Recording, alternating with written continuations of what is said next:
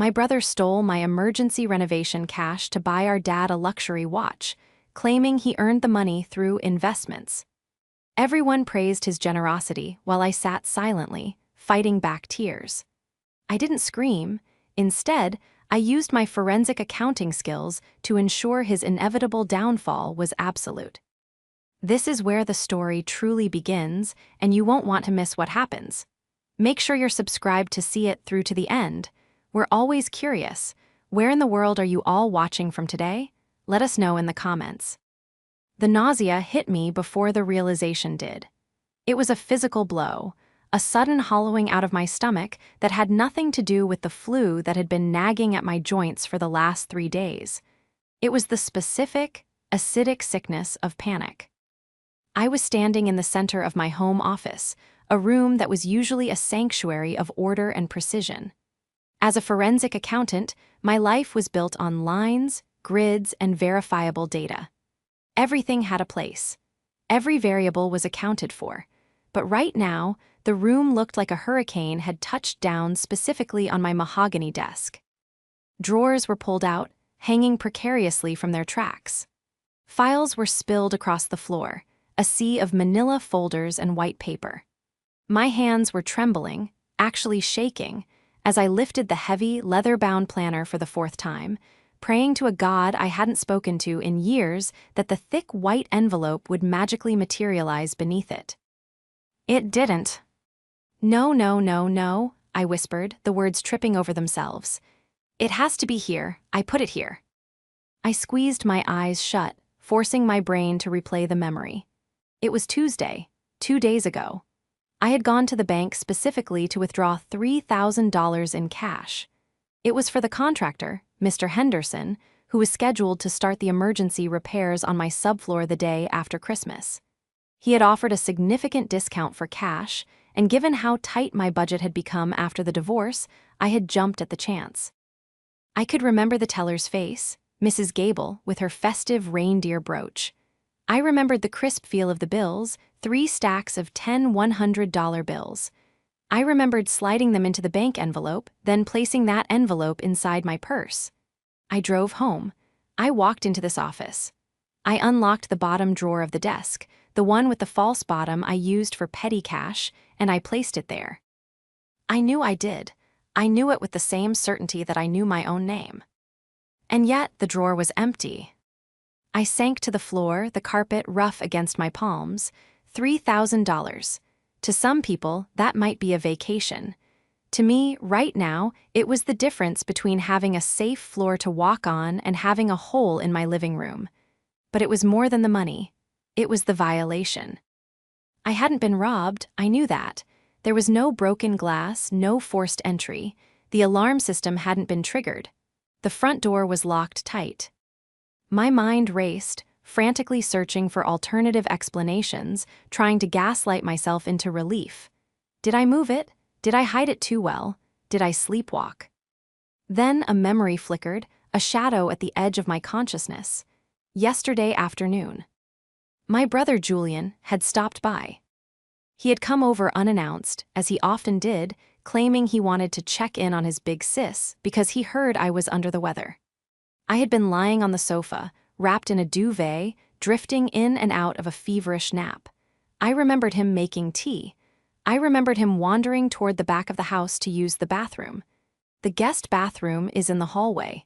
My office is right next to it. I shook my head, physically trying to dislodge the thought. No, not Julian. Julian was a lot of things. He was irresponsible, yes. He was vain, absolutely. He was currently between opportunities, which was his preferred euphemism for being unemployed for the 3rd time in 2 years. But he wasn't a thief. He was my brother. We had grown up sharing cereal bowls and fighting over the remote. He wouldn't steal $3,000 from me, especially knowing how much I was struggling with the house repairs. "You're being paranoid, Alina," I said aloud, my voice sounding thin and weak in the messy room. "You misplaced it. You're sick, you're stressed, and you put it somewhere stupid." I checked my watch, 5:45 p.m. I was supposed to be at our parents' house for the annual pre-Christmas dinner in 45 minutes. My mother had been texting me since noon, reminding me that this was a crucial family bonding moment, especially since Dad had officially retired last month. I couldn't go. I couldn't sit there and eat roast beef while my mind was tearing itself apart over the missing money. I reached for my phone to cancel, to tell them the flu had won. But then another text popped up. It was from Julian. "Can't wait to see you, Tonic. HTL big night. Finally going to make the old man proud. You better be there." Something about the text made my stomach turn over again. Make the old man proud. Julian had been desperate for Dad's approval his entire life, constantly chasing get-rich-quick schemes to prove he was just as successful as I was. I stared at the phone. If I stayed home, I would tear the drywall down looking for that envelope. I would drive myself insane. I needed to clear my head. Maybe seeing them, being in the warmth of the family home, would calm me down. Maybe Julian would act completely normal, and I would realize how awful I was for even suspecting him. I stood up, my knees popping. I quickly shoved the files back into the drawers, no time to organize them now, and ran a brush through my hair. I applied enough concealer to hide the dark circles under my eyes, threw on a red sweater that felt festive even though I felt like a funeral, and walked out the door. The drive was a blur of Christmas lights and red taillights. The radio blasted Jingle Bell Rock, and I gripped the steering wheel so hard my knuckles turned white. $3,000. $3,000. The number looped in my head like a cursed mantra. When I pulled into my parents' driveway, the house was glowing. It was a beautiful two-story colonial that my father had worked 40 years to pay off. Wreaths hung from every window. It looked perfect. I walked inside, shaking the snow off my boots. The smell of rosemary and garlic hit me instantly, Mom's signature roast. "There she is," my father boomed from the living room. Robert looked good, relaxed. Retirement suited him. He was holding a glass of scotch, his face flushed with warmth. The forensic genius finally descends from her ivory tower. He pulled me into a hug. He smelled of pine and expensive peat. "Hi, Dad," I managed, my voice sounding strained even to my own ears. "You look pale, Ellie," my mother, Margaret, said, appearing from the kitchen wiping her hands on an apron. She touched my forehead with the back of her hand. "Still fighting that bug?" "Yeah," I lied, "just a lingering headache." "Well, come sit. Julian is already pouring drinks. He's in a mood tonight, let me tell you, exuberant." I walked into the living room, and there he was. Julian was standing by the fireplace, leaning one arm on the mantel in a pose that looked rehearsed. He was wearing a new suit, a sharp, navy blue cut that fit him perfectly. He looked like $1,000,000. Or, at the very least, he looked like someone who hadn't been borrowing gas money from me 2 weeks ago. "Elena," he shouted, raising a crystal tumbler. "The prodigal sister returns." "Nice suit," I said, my eyes scanning him. I couldn't help it. It was professional habit. The fabric was high quality. The shoes were leather, brand new. "Did you get the job at the brokerage?" He laughed, a sharp barking sound. "Brokerage? Please, I'm thinking bigger than a 9 to 5, Elena. I told you my crypto plays were going to pay off." Nobody listened, but hey, results speak for themselves. My father beamed. "The boy's finally hit his stride, Ellie. He's been telling me about the market all night. I don't understand half of it, but it sounds impressive." I felt a cold prickle on the back of my neck. Julian didn't know the first thing about crypto. Last month, he thought blockchain was a type of fence. "Is that so?" I asked, keeping my voice neutral. "That's great, Julian." "It is great," Julian said, his eyes glittering. "But enough about work. Tonight is about family. Come on, let's eat. I want to get to the gifts." Dinner was an exercise in torture. I pushed potatoes around my plate, listening to Julian regale the table with vague stories of high-yield assets and leveraging volatility. Every time I asked a specific question, "Which exchange are you using?" or "What's your tax liability on those gains?" he would wave a hand dismissively. "Always the auditor, right, El?" He'd chuckle. "Don't bore Mom with the details, it's handled." Finally, the plates were cleared. My mother brought out a tray of coffee and pie. "Okay," Julian said, standing up and clapping his hands together. "Official business time. I know we usually wait until Christmas morning for gifts, but I couldn't wait. This year has been special. Dad retiring, me finally breaking through. I wanted to mark the occasion." He reached behind the sofa and pulled out a small, square box wrapped in silver paper. My heart stopped. He walked over to Dad, his chest puffed out. "Dad, you've worked hard your whole life. You put food on the table, you put us through school, you sacrificed a lot. I know I haven't always been the easiest son. I've made mistakes." My mother sniffled, reaching for a napkin. "Oh, Julian." "But," Julian continued, his voice dropping to a theatrical register, "I wanted to show you that I'm stepping up. I'm the man you raised me to be. Open it." Dad set his scotch down. He looked genuinely touched. He took the box, his large, calloused hands fumbling slightly with the ribbon. He tore the paper away to reveal a black, leather-textured box. He opened the lid. A collective gasp went up from the table. Even I gasped, though for a very different reason. Resting on the velvet cushion was a watch. It wasn't just any watch. It was a vintage-inspired Tag Heuer chronograph with a blue dial. I knew watches. Dad had admired this specific model in a magazine 3 months ago. "My God," Dad whispered. He lifted it out, the metal gleaming under the chandelier light. "Julian, this is too much." "Nothing is too much for you, Pop," Julian said, beaming. "Try it on." Dad clasped it around his wrist. It fit perfectly.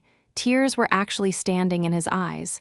"I don't know what to say. This is incredible." "It's stunning," Mom said, reaching out to touch Julian's arm. "I'm so proud of you, honey." "How much?" I asked. The room went silent. The warmth evaporated instantly. 3 pairs of eyes turned to me. My father looked confused. My mother looked horrified. Julian looked watchful. "Excuse me," Julian said, his smile tight. "I asked how much it was," I repeated, my voice steady despite the thumping in my chest. "It's a beautiful watch, Julian. I'm just curious. That's a serious timepiece." "Elena," Mom hissed, "that is incredibly rude." "No, it's okay, Mom," Julian said, stepping in with a magnanimous wave of his hand. He looked at me, a challenge in his eyes. "It wasn't cheap, sis, but quality never is. Let's just say it cost about $3,000, give or take." The world tilted on its axis. $3,000. $3,000. The exact amount in the envelope. The exact amount missing from my drawer. The exact amount he would have found if he had snooped while I was sleeping yesterday. I looked at the watch. I looked at Julian's smug, triumphant face. I looked at my parents, who were gazing at him like he was the second coming of Christ. $3,000, I echoed, feeling the blood drain from my face. "Family helps family, right?" Julian said, winking at Dad. "That's what you always taught us." My father raised his wrist, admiring the light catching the crystal. "You're a good son, Julian, a damn good son." Everyone applauded. My mother clapped, tears streaming down her face. Dad clapped, shaking his head in wonder. Julian bowed slightly, soaking it in. I sat there, frozen. I looked at my brother, and for the first time, I didn't see the annoying younger sibling. I saw a predator. He hadn't just stolen my money. He had stolen my labor, my security, and my peace of mind, and he had wrapped it in silver paper to buy our father's love. I forced the corners of my mouth up. It was the hardest thing I'd ever done physically. I stretched my lips into a smile that didn't reach my eyes. "Wow," I said softly, "that is truly remarkable, Julian." I smiled because if I didn't smile, I was going to vomit on the tablecloth. But mostly, I smiled because beneath the shock and the hurt, a cold, hard gear had just engaged in my brain. The sister was gone. The forensic accountant had just clocked in. And I knew something Julian didn't. He thought cash was untraceable. He thought he was smart, but he was an amateur playing a professional's game. The betrayal was worse than the diagnosis itself. It was a rot that had started in the heart of this family, and I was the only one with the scalpel to cut it out. The applause eventually died down, but the air in the room remained thick with adoration for Julian. He was basking in it, physically expanding in the chair as he poured himself another glass of wine. My father's expensive reserve stuff, I noted, which Dad usually guarded like the Holy Grail. Tonight, though, Julian could have set the curtains on fire, and Dad would have called it festive mood lighting. I sat with my hands folded in my lap, gripping my napkin so tightly I could feel the fibers straining. I felt feverish, a hot flush crawling up my neck that had nothing to do with the flu. It was rage. Pure, unadulterated rage mixed with a profound sense of isolation. "Here, let me see it again," Mom cooed, reaching for Dad's wrist. "It's just so heavy, you can feel the quality." "It's a tag," Julian said, tossing a grape into his mouth. "Swiss engineering. I wanted the best for the old man. I was telling my guy at the shop, don't show me the entry-level stuff. Show me what a CEO wears." "Your guy at the shop?" I asked. My voice was quiet, almost conversational. I was testing the waters. "I didn't know you had a watch guy."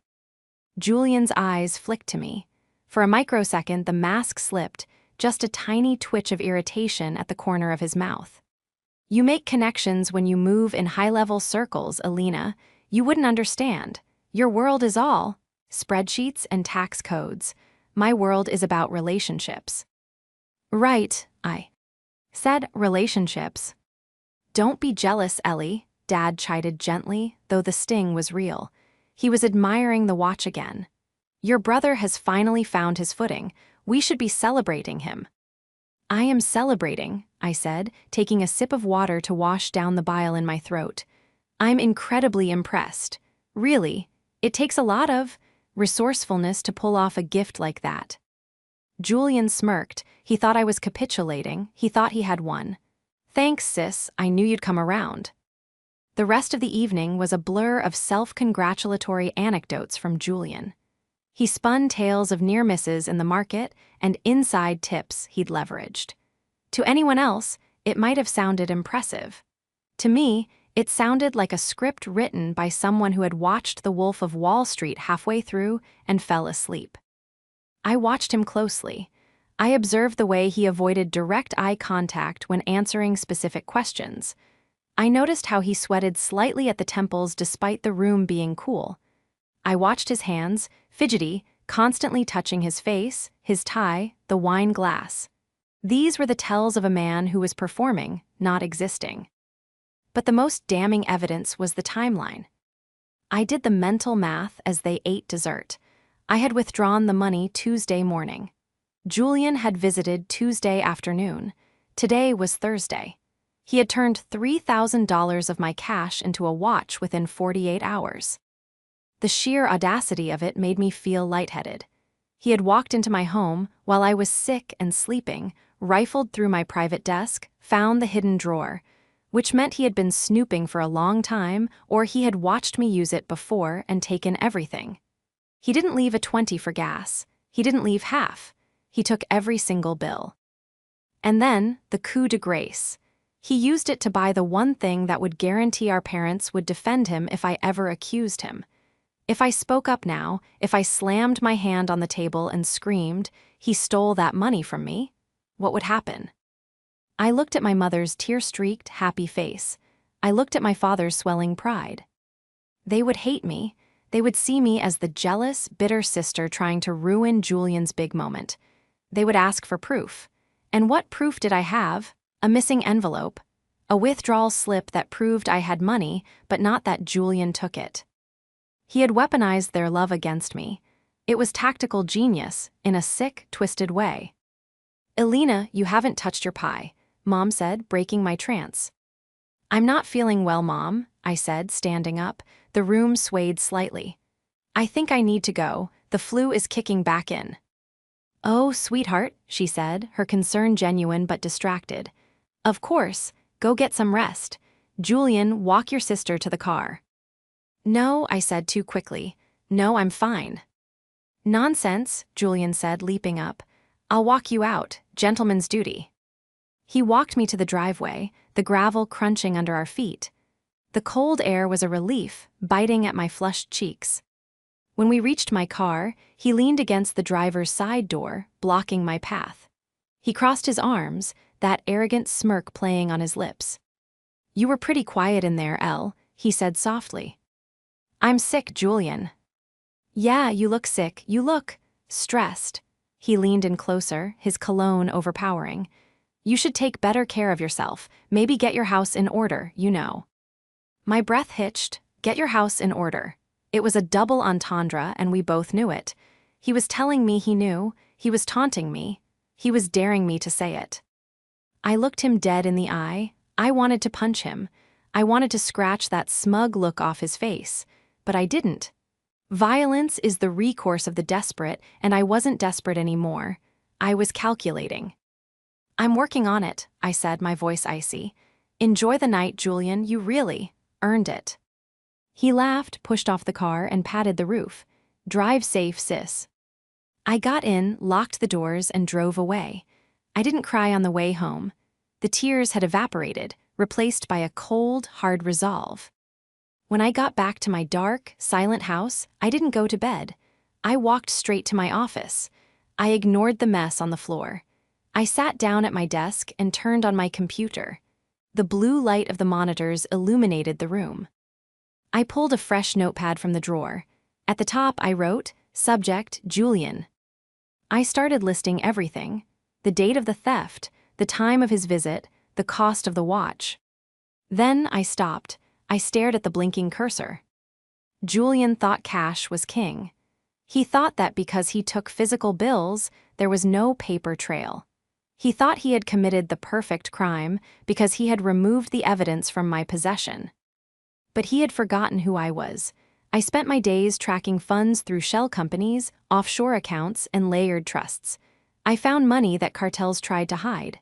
I found assets that billionaires buried. And Julian was lazy. He had forgotten one crucial thing: you can steal cash, but you can't spend it without leaving a footprint. To buy a $3,000 watch from an authorized dealer, which he would have done, because he needed the box and papers to impress Dad, he would have had to fill out a transaction record if he paid in cash.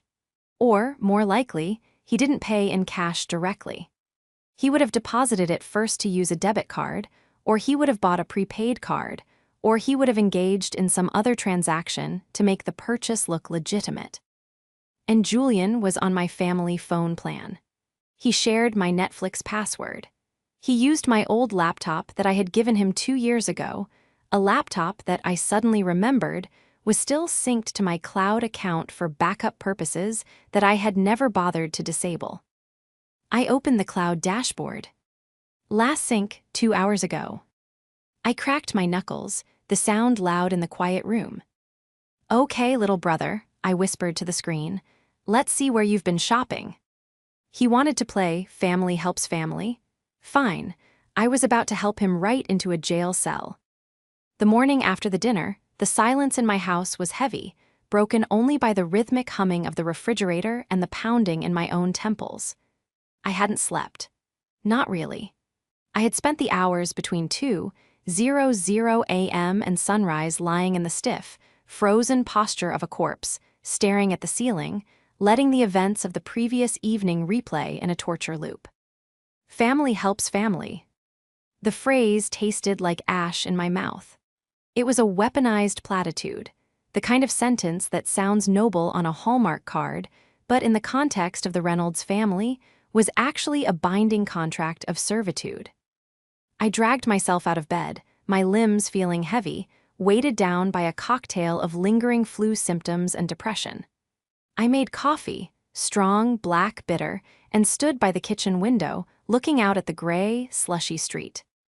My mind drifted back, inevitably, to the history of helping. This wasn't the first time. It was just the first time he had stolen directly from my home. I remembered when I was 24 and Julian was 20. I was 2 years into my career, saving every penny for a down payment on a condo. Julian had called me at 3:00 a.m., sobbing.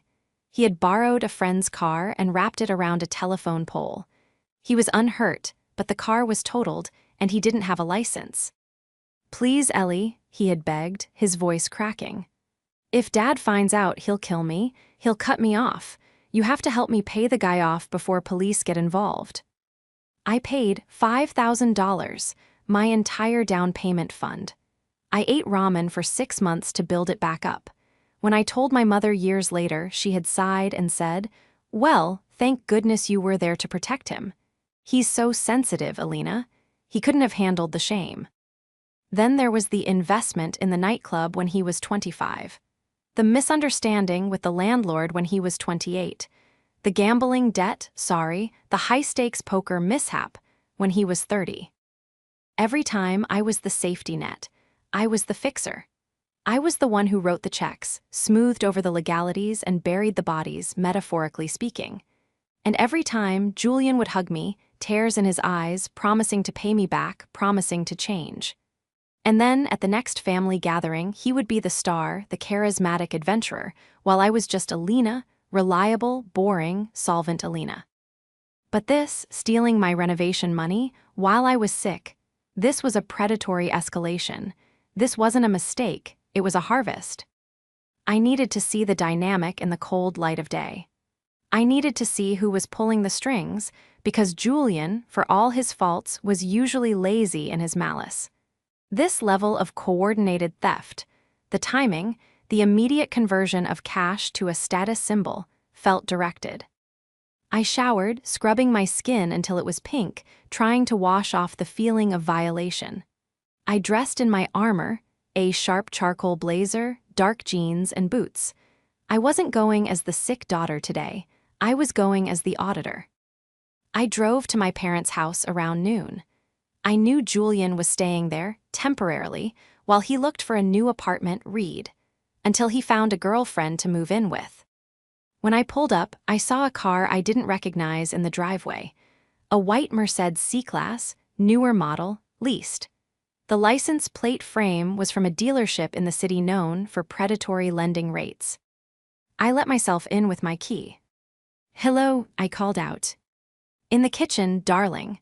My mother's voice floated out, cheerful and bright. I walked in. The kitchen was warm, smelling of cinnamon and coffee. My mother was at the stove. Sitting at the island, nursing a mug of tea, was Julian. And next to him, picking at a plate of untouched fruit, was a woman I had never met. She was striking, in a curated, Instagram-ready sort of way. Platinum blonde hair styled in loose, beachy waves that took hours to achieve. Her makeup was flawless, contouring that sharpened her cheekbones, lips overlined in a dusty rose. She was wearing a cream-colored cashmere loungewear set that probably cost more than my first car. She didn't look up when I entered. She was scrolling on her phone, her long, acrylic nails tapping a rhythmic code on the screen. "Elena," Mom turned, wiping her hands. "I thought you were sick in bed. Are you feeling better?" "I'm managing," I said, my eyes fixed on the stranger. "I just wanted to drop by and apologize for leaving so abruptly last night." "Don't be silly," Mom said, rushing over to feel my forehead. "You were ill, but look, you're just in time to meet someone special. This is Vanessa." The woman finally looked up. Her eyes were a piercing, icy blue. She looked me up and down, a quick, assessing scan that cataloged the cost of my blazer, my lack of jewelry, and my tired eyes. "So this is the sister," Vanessa said. Her voice was smoky, vocal-fried at the edges. She didn't stand up. She didn't offer a hand. She just smiled, a small, tight expression that showed 0 teeth. "Vanessa, this is Alina," Julian said quickly, a nervous energy vibrating off him. He reached out and placed a hand on Vanessa's back, a gesture that looked possessive and subservient all at once. "Vanessa is, well, we're seeing each other. It's getting serious." "Nice to meet you," I said, leaning against the doorframe. I didn't know Julian was seeing anyone. "We've been keeping it low profile," Vanessa said, turning her attention back to her fruit. "Julian has so many distractions. I told him he needed to focus if he wanted to level up." "Level up?" I asked. In life, she said, waving a manicured hand vaguely. Julian has so much potential, he just needed the right guidance. I'm an image consultant. I help high-value men actualize their brand. I almost laughed. Image consultant. It was the perfect vague title for someone who preyed on insecure men with delusions of grandeur. Vanessa has been amazing, Elle, Julian said, his eyes darting between me and her. She's really helping me restructure my portfolio. She's the one who suggested the watch for Dad. She said, "You have to show them you've arrived." Is that so? I looked at Vanessa. That was very generous advice. $3,000 is a lot of money for a freelancer to drop on a gift. Vanessa's head snapped up, her eyes narrowed. You have to spend money to make money, Alina. It's about signaling. If you project abundance, you attract abundance. Julian is stepping into his power. He shouldn't be hoarding pennies like a scarcity mindset peasant. Scarcity mindset peasant. The insult was so absurdly specific, so steeped in internet, hustle culture jargon, that it clarified everything. This was the engine. Julian was the vehicle, but Vanessa was the driver. She was high maintenance, demanding, and clearly obsessed with signaling wealth. She was the one pushing him. Julian would have stolen $50 for beer. Vanessa was the reason he stole $3,000 for a status symbol. She was feeding his ego, and in return, he was feeding her appetite for luxury. And how is that going? I asked, keeping my voice light. The abundance attracting. It's going great, Julian said defensively. I have a few leads, big ones. Julian is going to be huge, Vanessa said, her voice dropping to a whisper. She leaned in toward him, running a finger down his arm. He just needs to clear out the dead weight, focus on the people who really believe in him. She looked directly at me when she said dead weight. My mother, oblivious to the tension, set a plate of cookies on the table. Isn't she lovely, Alina? And so smart. She's been telling me all about her business. She manages influencers. I'm sure she does, I said. I watched them for the next hour. I saw the dynamic play out in real time. Vanessa would make a subtle comment. Oh, this kitchen is a bit dated, isn't it? And Julian would immediately agree, promising Mom that he would renovate it for her as soon as his next deal closed. Vanessa would mention a restaurant she wanted to try, one of the most expensive in the city, and Julian would pull out his phone, presumably to make a reservation he couldn't afford. But the most chilling moment came when I went to the sink to get a glass of water. I was standing behind them. They thought I was out of earshot because the tap was running. Did you transfer it? Vanessa hissed. I told you I will, Julian whispered back, his voice strained. I just need to get to the bank. Don't make me wait, baby, she purred, her tone shifting from aggressive to seductive instantly. The deposit is due Monday. If we want that penthouse view, we need to move now. You said you had the liquid cash. I do. I have the rest of it, don't worry. The rest of it? My grip on the water glass tightened. He hadn't just stolen the $3,000, he had the rest of it. What rest? I only had $3,000 in the drawer, unless he had found something else, or unless he was planning to take something else. I turned off the tap. Well, I said loudly, making them jump, I should get going, I have work to do. On a Friday before Christmas? Vanessa scoffed. God, that sounds depressing, you need to live a little. Someone has to pay the bills, I said, looking at Julian. Right, brother. He didn't meet my eyes. He was staring at Vanessa's hand on his knee. I said my goodbyes to Mom, who was disappointed I was leaving so soon. As I walked to the door, Vanessa called out. Hey, Alina. I turned. Love the blazer, she said, her lip curling slightly. Very corporate, it suits you. Thanks, I said. Nice watch, by the way. I pointed to her wrist. She was wearing a delicate gold bracelet. It looked new. Oh, this, she giggled, holding it up. An early Christmas present from Julian, he spoils me. I walked out of the house before I did something that would land me in jail. Julian had stolen my money. He had bought Dad a watch to secure his loyalty. and he had bought this predatory harpy a bracelet to secure her affection. He was stripping me for parts to build a life he hadn't earned. I sat in my car for a moment, breathing in the cold air. The antagonist wasn't just Julian. It was the two of them, a symbiotic parasite. He was the host, feeding off my family, and she was the virus infecting him, making him more aggressive, more desperate, more dangerous. They were talking about a penthouse view. They needed a deposit by Monday. That meant they needed more money. A lot more. $3,000 wouldn't cover a deposit on a luxury apartment. Julian was going to strike again. I could feel it, and I knew exactly where he would look. I drove home with the kind of hyperfocus that usually preceded a major audit. The emotional hurt, the why would he do this to me, had been cauterized. Now, it was just data. It was just a problem to be solved. When I walked into my office, I didn't see the mess anymore. I saw a crime scene. I stepped over the piles of paper and sat at my desk. It was time to pivot. I had been reacting. Now I needed to act. I woke up my computer. The screen glowed to life. I needed to confirm everything. I needed hard evidence. Not for the police, not yet, but for me, and for the eventual confrontation. I needed to know exactly how stupid he had been. I opened the Cloud Sync folder again. I navigated to the device list. Julian's MacBook Pro. I started digging. It wasn't hard. Julian was tech illiterate. He thought deleting a file sent it to the void, not a trash folder that synced to the cloud. I went to his downloads folder first. There it was, a PDF downloaded yesterday morning. Lease agreement, the Astoria Heights. I opened it.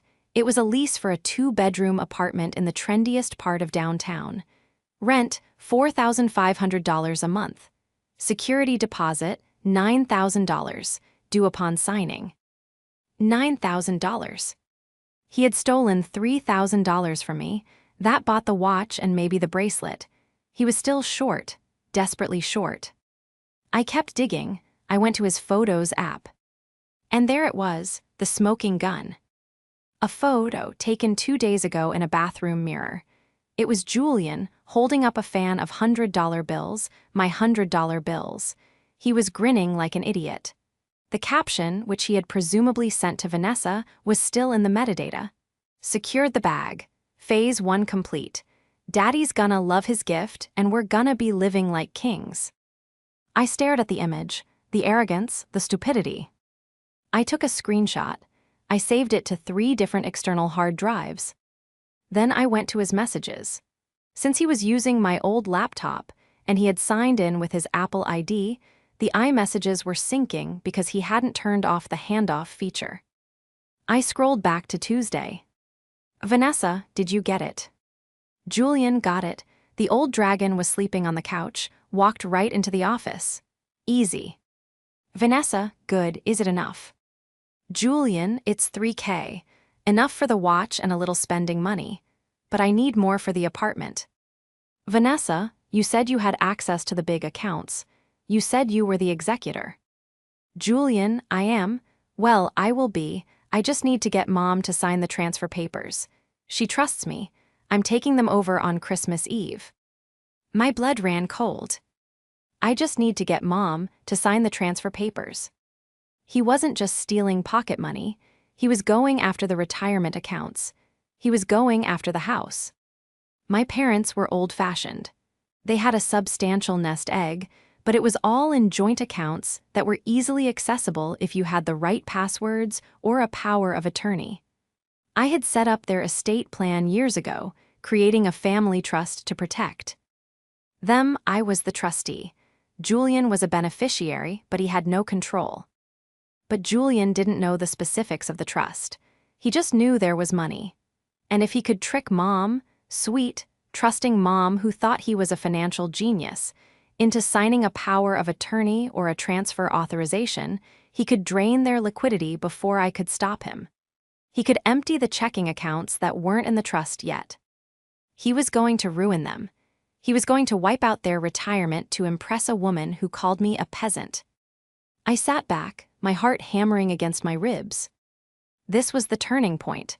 If I called Mom now and screamed, "He's trying to rob you," Julian would spin it.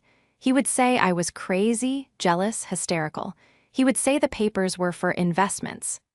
Mom would believe him because she wanted to believe him. I couldn't just warn them. I had to destroy him.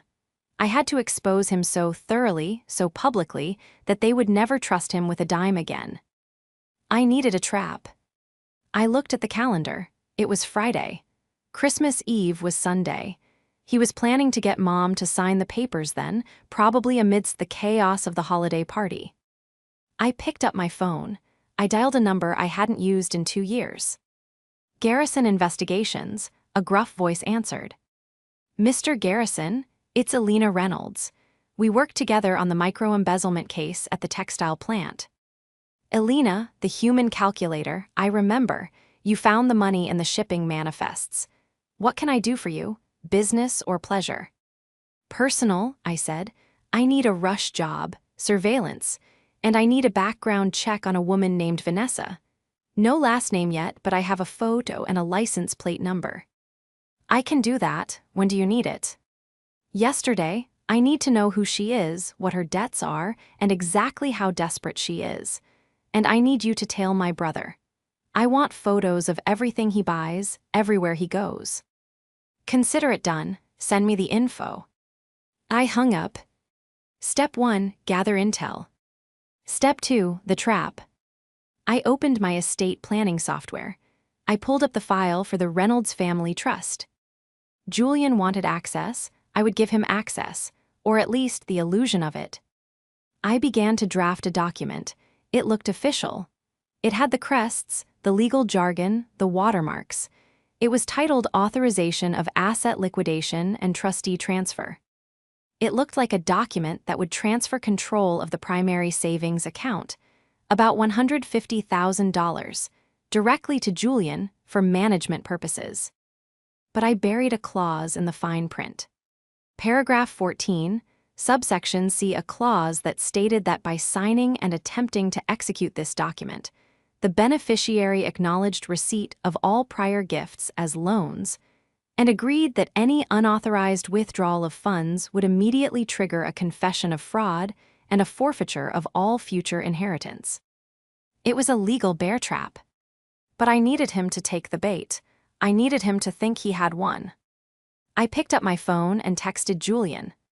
"Hey, Jay, I've been thinking, you're right. You have been doing great lately. I'm sorry I was cold.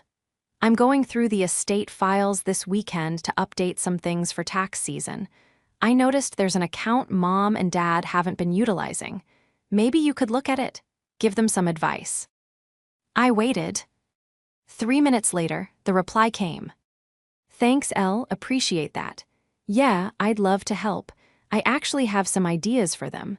I'll be over on Christmas Eve early to help set up." I smiled. It was a cold, sharp smile. "Come and get it, little brother," I whispered. He was walking right into the kill zone, but I wasn't done. I needed to ensure that when the trap snapped shut, everyone was watching. I spent the next 6 hours building the case. I printed the text messages. I printed the lease agreement. I created a timeline. Then Mr. Garrison called back. "Alina, you're going to want to hear this." "What did you find?" "Vanessa isn't an image consultant. Well, she is, but her business is currently being sued by 3 different credit card companies, and her real name is Vanessa Lewis. She has a record." "A record?" "Fraud, passing bad checks in 2018. And get this, she's currently married." My eyebrows shot up. Married. To a guy currently serving time for, wait for it, insurance fraud. She's looking for a payout, Alina. She's deep in debt, and it looks like your brother is her new mark. "Perfect," I said. "Send me the file, everything." "You got it. Good luck, Alina." I looked at the stack of evidence growing on my desk. I had the theft of the $3,000. I had the intent to steal the retirement. I had the girlfriend's criminal history. I had the lease he couldn't afford.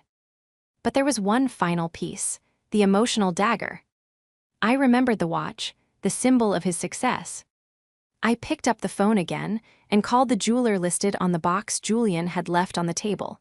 I had memorized the logo. "Hi, this is Alina Reynolds. My brother Julian bought a tag hewer from you recently, a blue chronograph." "Yes, Ms. Reynolds, I remember him, a cash purchase."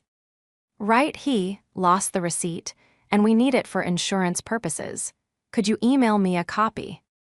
"Of course, I can send that right over." When the email dinged, I opened the attachment. Item tag hewer Monaco, price $3,200, payment method, cash. And there, at the bottom, a note in the customer comments section.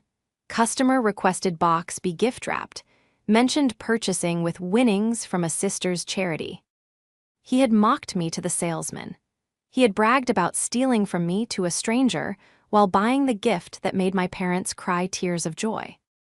The last remnant of guilt I felt about destroying him evaporated. I looked at the clock. It was Friday night. Sunday was Christmas Eve, the family party, everyone would be there. Aunts, uncles, cousins. It was the perfect stage. I stood up and walked to the window. The snow was falling harder now, covering the world in white. "Enjoy your weekend, Julian," I said to the reflection in the glass. "It's your last one as the golden child." I went to bed, and for the first time in 3 days, I slept like a baby. I had a plan. And unlike Julian's plans, mine was audit-proof. Saturday dawned with a sky the color of bruised iron, a grim, heavy gray that promised a storm was coming. The metaphor wasn't lost on me. I stood in my kitchen, the granite countertops cold under my palms, staring at the document sitting in the center of the island. Authorization of asset liquidation and trustee transfer. It was a masterpiece of legal deception. To the untrained eye, specifically to the greedy, desperate eye of someone like my brother, it looked like the keys to the kingdom. It looked like permission to access the dormant funds I had hinted at in my text. In reality, it was a confession of intent to defraud, wrapped in a waiver of rights. My phone buzzed. It was Julian. "On my way, Via's coming too. Hope that's cool." I didn't smile, I didn't frown. I just felt a cold, mechanical click in my chest. Bring her, I thought. Bring the arsonist to the fire. I spent the next hour preparing the stage. I cleaned the kitchen, not because it was dirty, but because the act of scrubbing gave my hands something to do other than shake. I wasn't scared of them. I was scared of myself. I was scared of the sheer volume of rage that was pressurizing inside my ribcage. I was a forensic accountant. My weapon was silence, precision, and paper. I couldn't afford to lose my temper. If I screamed at him, he wins. If I cry, he wins. If I let him sign his own death warrant while smiling and offering him coffee, I win. At 11:00 a.m. sharp, the doorbell rang. I took a deep breath, smoothing the front of my sweater. I checked my reflection in the hallway mirror. Neutral, calm, the face of a sister who just wants to help. I opened the door. Julian was standing there, shivering slightly in a coat that was too thin for the weather but looked expensive. Vanessa was next to him, wrapped in a white faux fur coat that made her look like a snow leopard searching for prey. She was wearing oversized sunglasses despite the gloom. "Hey sis," Julian said, stepping inside and stamping snow off his boots. He seemed jittery, his energy vibrating at a frequency that set my teeth on edge. "Freezing out there. Global warming my ass right." "Come in," I said, stepping back. "Coffee is on." "Love what you've done with the place," Vanessa said, pulling her sunglasses down to inspect the hallway. "Very minimalist, a bit austere for my taste, but it screams efficiency." "I like to keep things clear," I said. "Clutter hides problems." We walked into the kitchen. Julian's eyes immediately darted to the document on the island. He licked his lips, a quick, unconscious flick of the tongue that betrayed his hunger. "So," he said, rubbing his hands together, "you said you found some accounts. Mom and Dad have been holding out on us." "Coffee first," I said, pouring 3 mugs. I handed one to Vanessa, who looked at the liquid suspiciously, as if I might have poisoned it. Given how I felt, it wasn't an unreasonable fear. We sat down. I took the seat at the head of the island. Julian and Vanessa sat on the stools opposite me, like two naughty students in the principal's office. "Here's the situation," I began, keeping my voice low and confidential. I was reviewing the trust structures for the end-of-year tax filing. I realized that there's a secondary liquidity pool, about $150,000, that's currently sitting in a low-yield savings bond. It's essentially losing money due to inflation. Julian's eyes widened. 150. "Give or take," I said. "Dad is, well, you know Dad, he's conservative. He likes to know the money is safe. But with the market the way it is, it's negligent to leave it there." I thought, since you're so active in the investment space now, maybe you could manage a reallocation." Vanessa placed a hand on Julian's forearm, her nails digging into the fabric of his coat. "That makes total sense," she said, her voice silky. "Passive income is dead money. You need velocity of capital. Julian can definitely handle that. He's been doing amazing work with his own portfolio." "Right," Julian said, sitting up straighter. "I could put that into a diversified crypto index or maybe some short-term real estate flips. I could double it in 6 months, easily." "I'm sure you could," I said, "but there's a catch. The trust has strict bylaws. I can't just hand you the cash. We need to execute a transfer of authority. Essentially, Mom and Dad need to sign off on you acting as a temporary subtrustee." "Okay," Julian said, nodding rapidly. "That's fine. Mom will sign anything I put in front of her. She trusts me." The casual way he said it, "She will sign anything I put in front of her," made bile rise in my throat. He saw our mother not as a person, but as a signature machine. A rubber stamp for his greed. "I've drafted the preliminary authorization here," I said, sliding the document across the granite. "This allows you to take custody of the assets if Mom signs the final version on Christmas Eve. But I need you to sign this draft first, acknowledging that you understand the fiduciary responsibility." Julian snatched the paper. He didn't read it. He didn't even scan the headers. He just looked for the line that said signature. "Wait," Vanessa said, her sharp voice cutting through the air. She leaned over his shoulder. "Let me see that."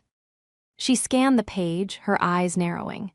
She wasn't a lawyer, but she was a grifter, and grifters have a sixth sense for traps. "What's this part?" she asked, pointing a manicured finger at paragraph 14. "Subsection C, acknowledgement of prior distributions." My heart hammered, but my face remained stone. "Standard language," I said effortlessly.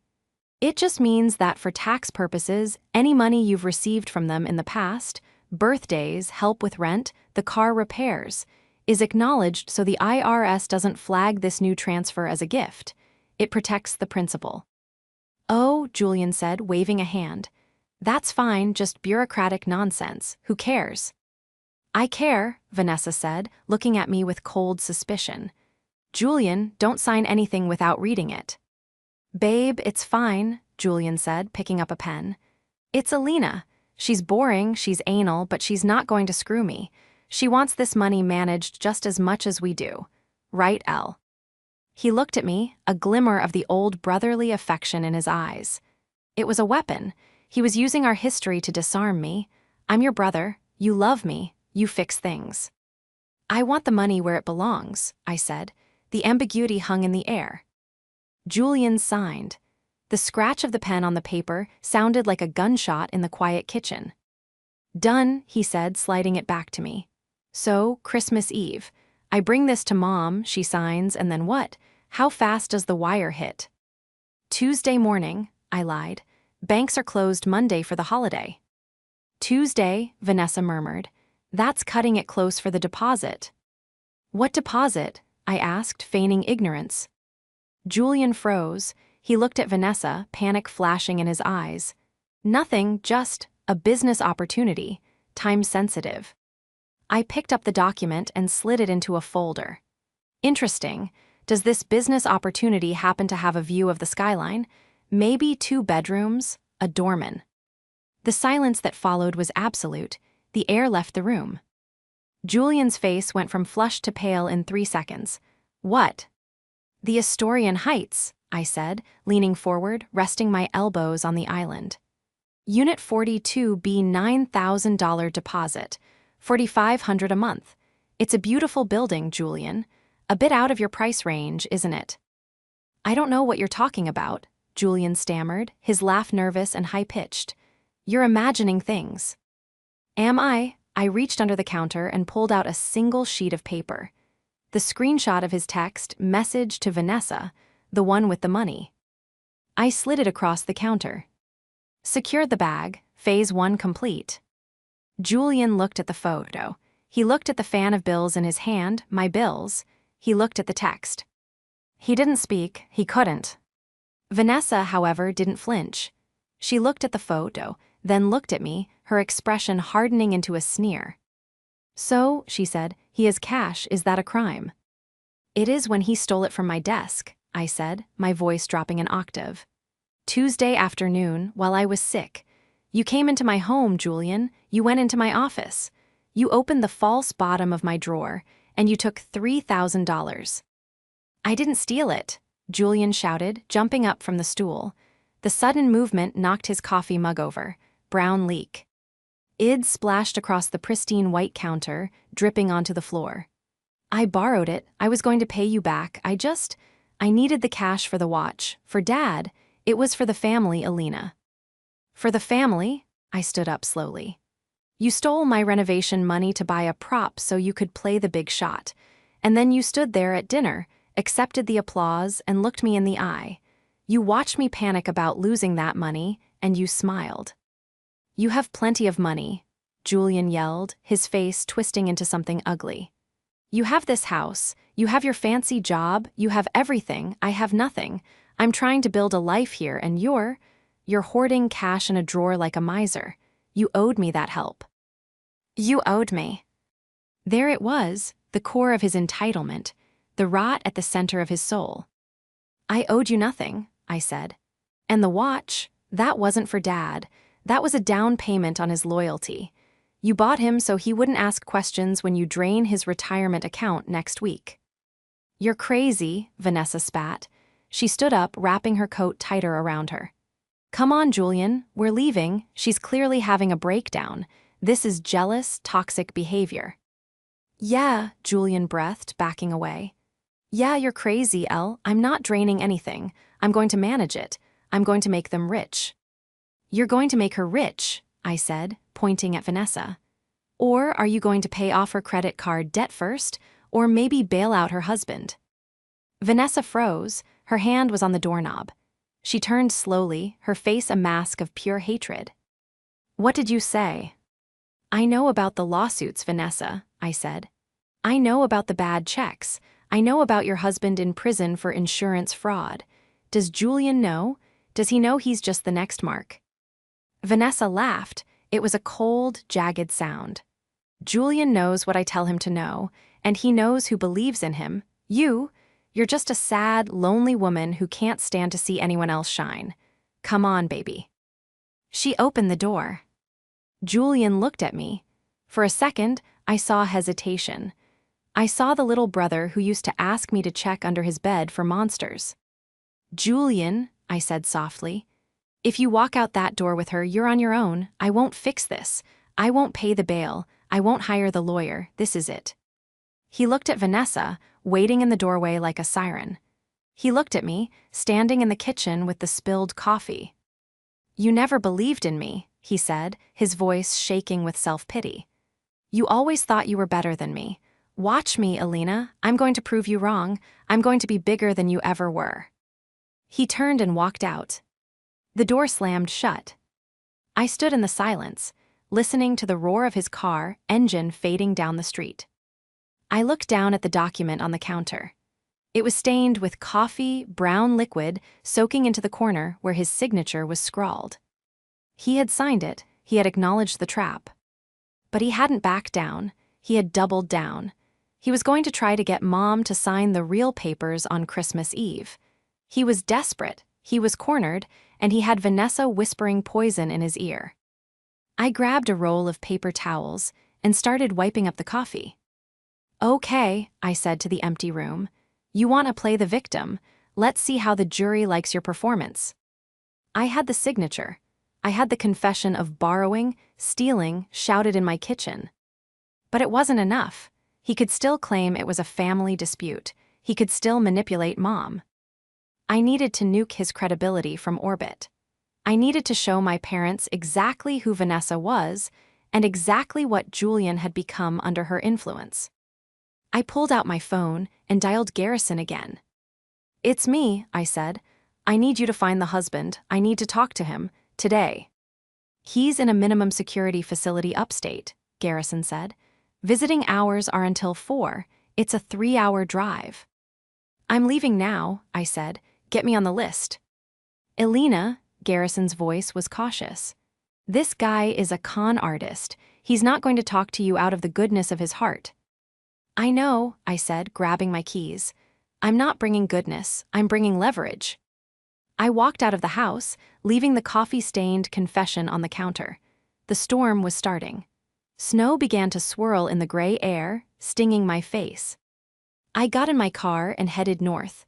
I was going to prison. The drive to the correctional facility was a descent into a bleak, monochromatic world. The further north I drove, the heavier the snow fell, turning the highway into a treacherous ribbon of white.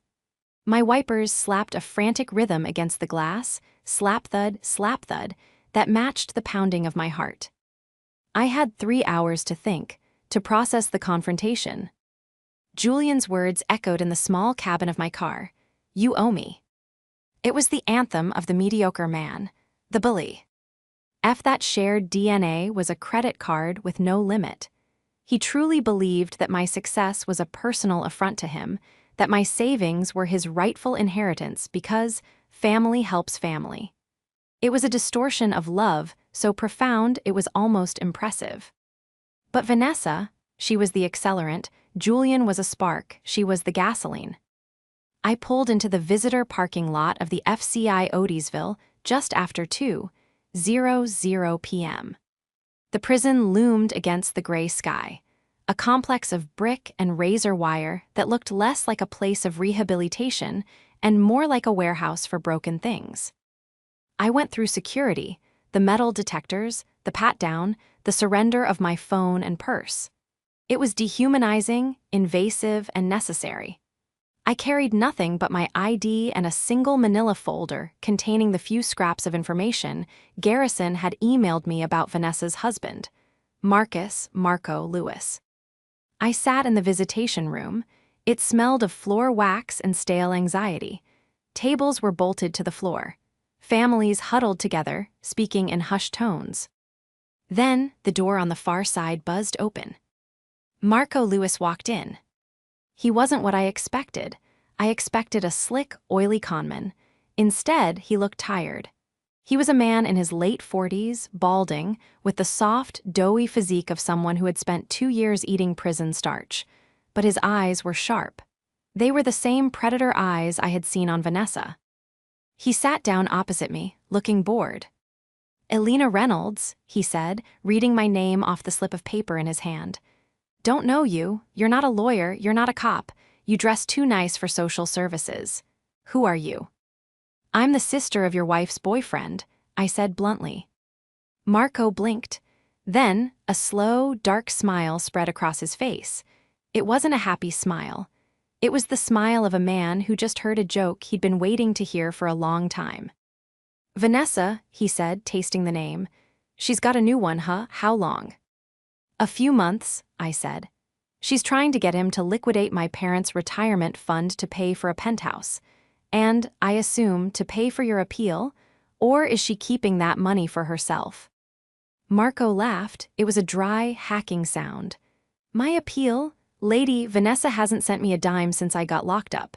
She sold my car. She sold my watch. She maxed out my cards and then filed for identity theft claiming I did it. She's telling my brother she's an image consultant," I said. "She says she's helping him level up." "She's a vampire," Marco said, leaning forward. His demeanor shifted. The boredom was gone, replaced by a simmering, focused vindictiveness. "She finds guys who are hungry, guys who think they deserve more than they have. She whispers in their ear, tells them they're kings, tells them everyone else is holding them back. Then she bleeds them dry. She's trying to get him to sign a lease for $9,000 on Monday, I said. She needs 12, Marco corrected. I paused. Excuse me. She needs 12,000, Marco said. She owes a loan shark in Jersey 12,000. A guy named Sal, nasty piece of work. She borrowed it to try and launch some lifestyle brand that failed. Sal doesn't care about branding. He cares about his money. If she doesn't pay him by the first of the year, she's in trouble. The puzzle pieces slammed together. The urgency, the pressure on Julian, the deposit that was oddly high. It wasn't just for an apartment. It was to save her own skin from a loan shark. She's using my brother to pay off a shark, I whispered. Bingo, Marco said. And when the money runs out, she'll dump him, or worse, she'll set him up. She set me up. The insurance fraud, that was her idea. I signed the papers, she took the check, I took the fall. She testified against me for a reduced sentence on her own charges. I stared at him. This was worse than I thought. Julian wasn't just being scammed, he was being groomed to take a fall for something. If he moved that money, and if things went south, Vanessa would make sure Julian was the one holding the bag. I need proof, I said. I need something I can show my family. They think she's a saint. They think she's helping him. Marco looked at me. He tapped his fingers on the metal table. What's in it for me? He asked. I'm in here for another 18 months. I can put $500 in your commissary account today, I said. And I can promise you that when I take her down, I'll make sure her involvement in your case gets a second look by the DA. I know people. Marco considered this. He nodded. She writes letters, he said, to me, taunting me, telling me how stupid I was. She sent me one last week, bragging about the new Mark, said he was a golden retriever with a credit card. Said his family was soft. My blood boiled, soft. Do you have the letter? It's in my cell, he said, but I can mail it to you, or you can ask the guard to photocopy it. It's considered contraband I bring it out, but if you request it as legal discovery material, or if you just grease the right palm. I didn't grease palms, but I did know how to ask for things. 30 minutes later, I walked out of the prison with a photocopy of a handwritten letter in my folder. Marco, it read in loopy, girlish script. You'd laugh if you saw this new guy. Julian, he's so desperate to be a big shot. He stole from his own sister to buy me a bracelet. Can you believe it? The parents are totally snowed. I'm going to have the deposit for Sal by Christmas. Then we're moving into the Astorian. Don't worry, I won't put your name on the lease. You just rot in there. XOXOV. It was the smoking gun. It was the nuclear bomb. I drove home through the blizzard. The roads were dangerous, white-knuckle driving, but I didn't care. I felt a strange, cold clarity. When I got home, it was dark. My house felt empty, but it felt safe. I had one day left. Tomorrow was Christmas Eve. My phone rang. It was my mother. Elena, her voice sounded strained. Hi, Mom, everything okay? I don't know, Julian was here today, with Vanessa. My grip on the phone tightened. What did they want? They were very insistent, Mom said, her voice trembling slightly. Julian brought some papers. He said you talked about them, about the trust. I did, I said carefully. I told him we could discuss it. He wanted me to sign them today, she said. He was so agitated, Elena. He was pacing. And Vanessa kept saying that if we didn't sign now, he would miss a once-in-a-lifetime window. She said you were trying to block him because you were jealous. What did you do, Mom? I asked, holding my breath. I told him we had to wait for the party, she said. I told him Dad wouldn't sign anything without reading it, and that we agreed to do family business when everyone was together. He got angry, Elena. He kicked the wall. I've never seen him like that. I'm sorry, Mom, I said, my heart breaking for her. I'm so sorry. Is it true? She asked, her voice small. Are you jealous of him? He says you're trying to sabotage him. No, Mom, I said firmly. I am trying to save him, and I am trying to save you. Please, promise me one thing. Do not sign anything until tomorrow night. Promise me. I promise, she whispered. I want everyone to be happy. It's Christmas. I know, I said. We'll sort it all out tomorrow, I promise. I hung up. He had kicked the wall. He was escalating. The pressure from Vanessa and Sal, the loan shark, was mounting. He was a cornered animal. I spent the rest of the night assembling the dossier. I had the bank withdrawal slip. I had the jeweler's receipt with the nasty comment. I had the text messages about the theft. I had the lease agreement. I had Vanessa's criminal record and the lawsuits. And I had the letter from Marco. I put it all in a sleek, black presentation folder. I wasn't just going to a party. I was going to a trial. Sunday morning, Christmas Eve, arrived with a blindingly bright sun reflecting off the new snow. It was a beautiful day, the kind of day you see in movies. I dressed carefully. I chose a deep red dress, festive but commanding. I wore my hair up. I put on my favorite pearl earrings. I looked in the mirror. Showtime, I whispered. I drove to my parents' house at 5:00 p.m. The driveway was full. My aunts and uncles were there. My cousins, it was a full house. I walked in with my black folder tucked under my arm. The house smelled of pine and roasting ham. Christmas carols were playing softly. People were laughing, drinking eggnog. And there, in the center of the living room, holding court, was Julian. He was wearing a velvet blazer. He had a glass of scotch in one hand and was gesturing wildly with the other. Vanessa was next to him, wearing a shimmering gold dress that dipped low in the back. She looked triumphant. My father was sitting in his armchair, wearing the watch. He was looking at Julian with that same adoration. "Elena," Dad called out when he saw me. Come in, come in. Julian was just telling us about his new venture. He's going to open a firm." "A firm?" I asked, walking into the room. The music seemed to fade.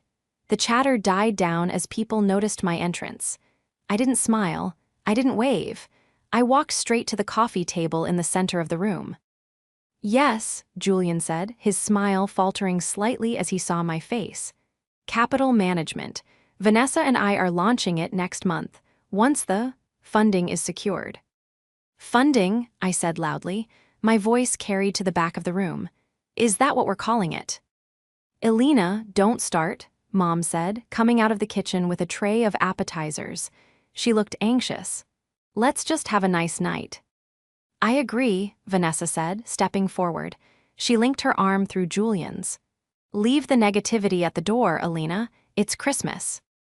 "It is Christmas," I said. "A time for truth, a time for family." I placed the black folder on the coffee table. It landed with a heavy thud. "What is that?" Dad asked, frowning. "That," I said, looking at Julian, "is the invoice for your lifestyle." Julian paled. "Elena, stop, seriously, not now." "Now is the only time," I said. I looked around the room. My aunt, my uncle, my cousins, they were all watching. "You all think Julian is a success story. You think he's a prodigy. You think he bought that watch on Dad's wrist with the fruits of his labor." "He did," Dad said defensively, covering the watch with his other hand. "No, Dad," I said gently. "He bought it with my money. $3,000 that he stole from my desk drawer while I was sick with the flu." A gasp rippled through the room. "Liar," Vanessa shrieked. It was sudden and shrill. "She's lying. She's jealous because Julian is doing better than her." "Am I?" I opened the folder. I pulled out the first page, the photo of Julian holding the cash. "This is Julian," I said, holding it up for the room to see. "Tuesday afternoon, in my bathroom, holding my money. Read the caption, Julian. Secured the bag. Daddy's gonna love his gift." Julian looked like he was going to throw up. That was my money," he stammered. "I withdrew it." "From where?" I asked. "You don't have a job, Julian. You don't have a bank account with a positive balance." I checked. I pulled out the next paper, the jeweler's receipt.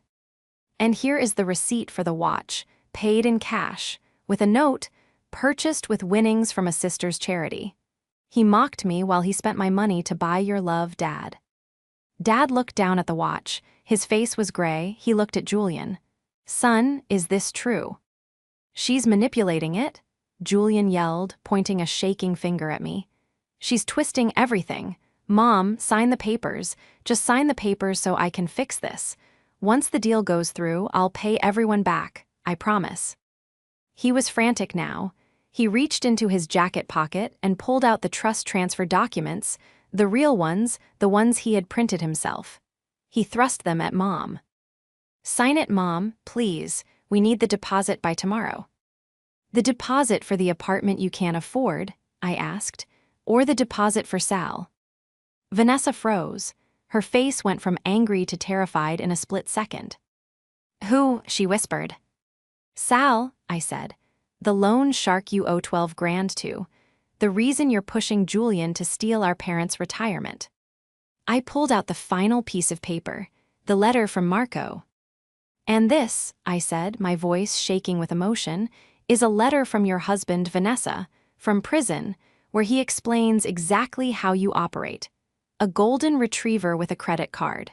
That's what you called my brother." I handed the letter to my father. He read it. His hands started to shake. He read the part about the parents being snowed. He read the part about Julian stealing. The room was deadly silent. The only sound was the crackling of the fire. Dad stood up slowly. He looked older than I had ever seen him. He unclasped the watch from his wrist. He placed it on the table next to the folder. Then he looked at Julian. "Get out," Dad whispered. "Dad, wait, I can explain." Julian started, reaching out. "Get out," Dad roared. It was a sound I had never heard him make. It was the sound of a heart breaking violently. "Get out of my house. You stole from your sister. You tried to steal from your mother, for her." He pointed at Vanessa. Vanessa didn't wait. She saw the ship sinking and she jumped. She grabbed her purse. "I'm out of here. You people are insane. Julian, lose my number. You're broke anyway." She turned and stormed out the front door, leaving a trail of cold air and expensive perfume. Julian stood there, alone, abandoned, exposed. He looked at me. There was no anger left, just fear, pure, naked fear. "Elle," he whimpered, "please." "Family helps family," I said, my voice cold as ice. "I just helped you avoid a felony fraud charge, Julian. If Mom had signed those papers, you would be going to prison. Now, get out before I change my mind and call the cops for the 3 grand. He looked around the room. No one would meet his eyes. My mother was sobbing into her hands. My father was staring at the wall. Julian turned and walked out into the snow. The door closed. The silence that followed was heavy, suffocating, and absolutely necessary. The silence that filled the living room after the front door slammed was not peaceful. It was heavy, suffocating, and thick with the debris of a shattered reality. It was the kind of silence that follows a bomb blast, where the ringing in your ears is the only sound you can perceive. My father was the first to move. He sank back into his armchair, his legs seemingly giving way beneath him. The color had drained from his face, leaving him a terrifying shade of ash gray. He stared at the empty space where his son had sat. Ood, his chest heaving with shallow, ragged breaths. "Robert," my mother's voice was a whisper, a thin, fragile thread of sound. She was still holding the tray of appetizers, her knuckles white against the silver handles. She looked at me, her eyes wide and swimming with a mixture of horror and confusion. "Elena, tell me it's not true. Tell me he didn't. Tell me he wouldn't." I didn't want to hurt them anymore. Every word I had spoken felt like a physical blow to people I loved. But I knew, with the cold precision of my profession, that a wound cannot heal if it is not cleaned out completely. Leaving a sliver of doubt would only allow the infection to return. "Put the tray down, Mom," I said softly. I walked over to her and gently took the silver platter from her shaking hands, setting it on the sideboard. I guided her to the sofa. The rest of the family, my aunts, uncles, and cousins, stood frozen, like statues in a museum exhibit titled "The Ruin of a Family." "I wish I was lying," I said, my voice steady but quiet. I picked up the black folder again. "But I'm not. We can't pretend this didn't happen. If we do, he will destroy you. Not because he hates you, but because he is desperate and he has people behind him who are dangerous." "Dangerous?" My uncle, a stoic man named David, stepped forward. "You mentioned a loan shark, Sal." "Yes," I said. "Vanessa owes $12,000 to a loan shark. Julian promised to pay it. That's why he needed the money by tomorrow. He wasn't investing your retirement, Dad. He was going to wire it to a criminal to save his girlfriend from getting her legs broken."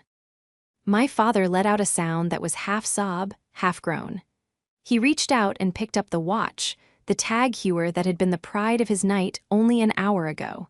He looked at it with revulsion now, as if it were a venomous snake coil. "He bought this," Dad's voice cracked.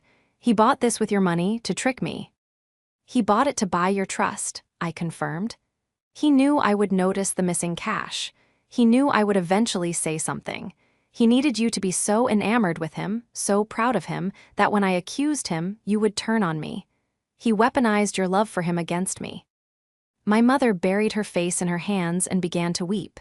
It was a guttural, heart-wrenching sound that echoed off the walls. "My baby, my poor boy, how did we go so wrong? We gave him everything." "That was the problem, Margaret," Dad said, his voice hardening. He sat up, his eyes suddenly clear and fierce. "We gave him everything, and he took it, and then he tried to take the rest." He looked at me. "The papers, Alina, the ones he wanted your mother to sign, what would they have done?" "They were a power of attorney and a transfer of trusteeship," I explained, pulling the unsigned drafts from my folder. "If Mom had signed them, Julian would have had legal authority to liquidate the main investment accounts. He could have drained about $400,000 within 48 hours. By the time the banks reopened on Tuesday, the money would have been in a crypto wallet or an offshore account, and from there, gone, untraceable." The room gasped. $400,000. It was their life savings. It was their security.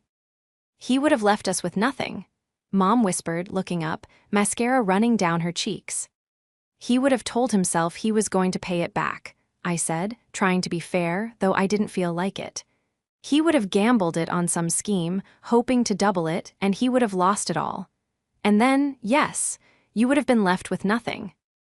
My father stood up. He walked over to the fireplace. He looked at the family photos on the mantel, Julian at graduation, Julian at his communion, Julian winning a baseball trophy. He reached out and turned the graduation photo face down. "He is not welcome here," Dad said, his voice booming now. "Not until he makes this right, and I don't see how he ever can." But the night wasn't over. As the family began to murmur, processing the shock, a sudden, violent pounding erupted at the front door. Bam, bam, bam. "Open the door," it was Julian's voice. It wasn't the smooth, charismatic voice from earlier. It was high-pitched, slurred, and frantic. "Dad, Mom, open the damn door." My mother jumped, clutching her chest. "Julian." "Don't open it," I commanded. I stepped between my mother and the hallway. "David, lock the back door. Uncle Jerry, check the windows." "I need my keys," Julian screamed from the other side of the wood. "I left my car keys, and I need the folder. Alina, give me the folder. You can't keep that." He didn't need his keys. He had driven away. He had come back.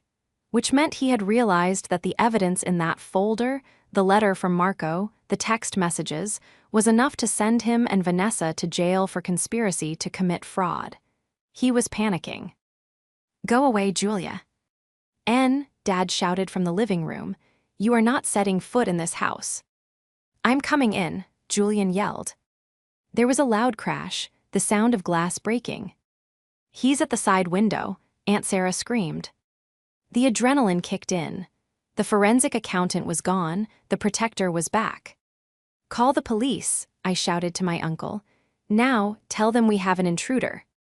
I ran toward the dining room, where the sound had come from. The window was shattered, shards of glass glistening on the hardwood floor. A hand was reaching through, fumbling for the latch. I grabbed a heavy brass candlestick from the dining table. I didn't want to hurt him, but I wasn't going to let him terrorize our parents. "Julian, stop," I yelled. "The police are on their way, do not come in here." The hand froze. "Elle," his voice came through the broken pane, small and terrified. "Elle, please, Vanessa kicked me out of the car. She took my phone, she said Sal is coming for me, you have to let me in. They're going to hurt me." I lowered the candlestick slightly. I walked closer to the window, crunching on the glass. I looked out. Julian was standing in the snow, shivering violently. He looked pathetic. He looked like the little boy who used to scrape his knees. But then I remembered the text, secured the bag. I remembered the smirk.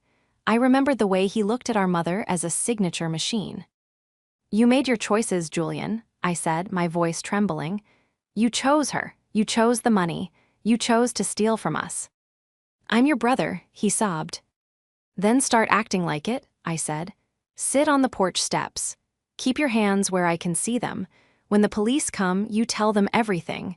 You confess about the money you took from me, about the plan with Vanessa. You give them her name. You give them Sal's name. That is the only way you get any help from us. You go on the record." He stared at me, snow matting his hair. He looked at the warm light of the house, a paradise he had exiled himself from. "Okay," he whispered, slumping down onto the frozen ground. "Okay, I'll tell them."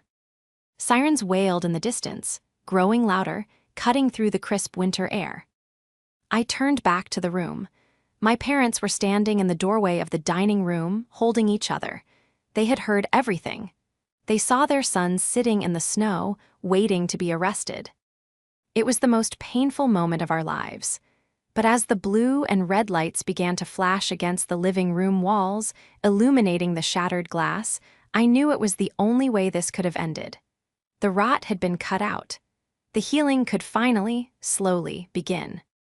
The days following Christmas were a blur of legal bureaucracy and quiet, somber reflection.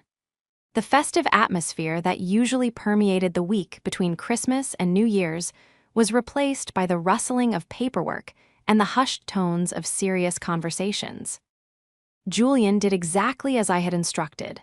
When the police arrived, he didn't fight. He broke down.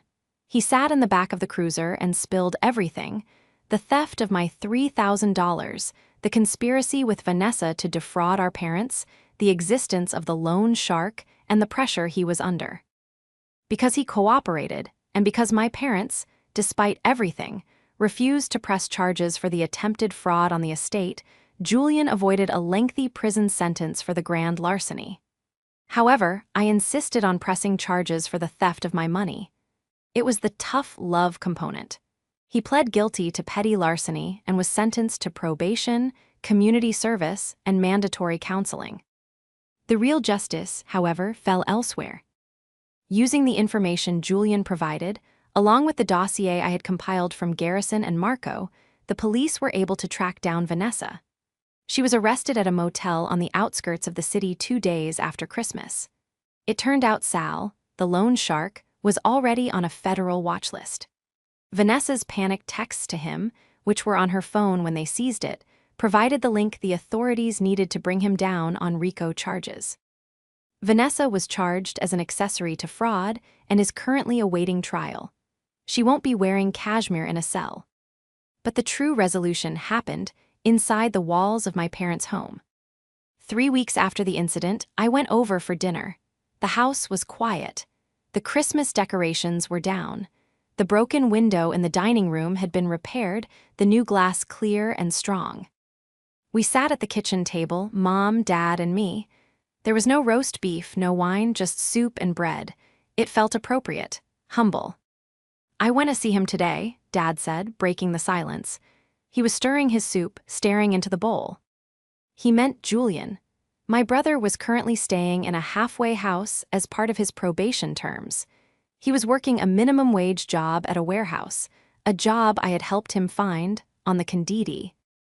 On that, his paycheck went directly into a monitored account to pay back the $3,000 he stole from me. "How is he?" I asked. "He looks tired," Dad said. "He's angry at the world. He's angry at you still. He thinks you ruined his life." I saved his life, I said. If he had borrowed that money from Sal, or if he had defrauded you, he wouldn't be in a halfway house. He'd be in a ditch or a federal prison. I know, Dad said. He looked up at me, his eyes wet. I know that, Alina, and I owe you an apology. He reached across the table and took my hand. His grip was firm, warm, and desperate. I was so blinded, he said. I wanted him to be successful so badly that I ignored everything. I ignored who he was becoming, and I ignored you. You've been the rock of this family for years. You've been the successful one, the responsible one, the kind one, and I treated you like you were just the background noise to his show. He's right, Mom added, covering our hands with hers. We applauded him for a lie, and we ignored the truth you were trying to tell us. We let him hurt you, and for that, I am so sorry. I felt a lump form in my throat, hot and tight. I had waited years to hear those words. I hadn't realized how much I needed them until they were hanging in the air. I didn't do it for the applause, I said, my voice thick. I did it because I love you, and because family does help family, but helping doesn't mean enabling, it means protecting. Well, you protected us, Dad said. The lawyer finished the new trust documents yesterday. You are now the sole trustee. Julian is removed entirely. If he wants back in, he has to earn it, and it's going to take a long time. I nodded. It was the right decision. Later that night, before I left, I went into the living room. The watch, the tag hewer, was gone. Dad had returned it. He had used the store credit to buy something else. He walked in and handed me a small box. I know you don't care about fancy things, he said, but I wanted you to have this. I opened the box. Inside was a simple, elegant silver pen. It was engraved with my initials. For the forensic accountant, he said, smiling, a real, genuine smile this time. To help you find the truth. Always. I drove home that night under a clear, starry sky. The snow was melting, revealing the hard, solid ground beneath. My office was still a mess when I got home, files still scattered from the frantic search weeks ago, but as I looked at it, I didn't feel panic anymore. I felt peace. I sat down at my desk. I opened the drawer, the one with the false bottom. It was empty of cash, but it was no longer a symbol of violation. It was just a drawer. I picked up the silver pen, I opened my notebook, and I wrote a new header, Case Closed. Family helps family. Sometimes that means holding them close.